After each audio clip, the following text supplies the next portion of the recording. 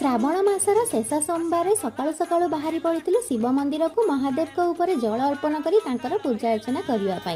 आज मु बनई महादेव स्पेशल अटार हलवा बा कड़ा प्रसाद जोटा कि महादेव प्रिय होता है और भगवान पाखे भोग लगी था और ओषा व्रत दिन यहाँ आपण मैंने खाईपारे। तो फास्ट मुझे पैन बसई से घी को गरम कर देती काजू और बादाम को टिके नाली हेबा जाए भाजी देती। तापर से घी गोटे कप अटा पकई भल भाव नाली हेबा जाए भाजी देती।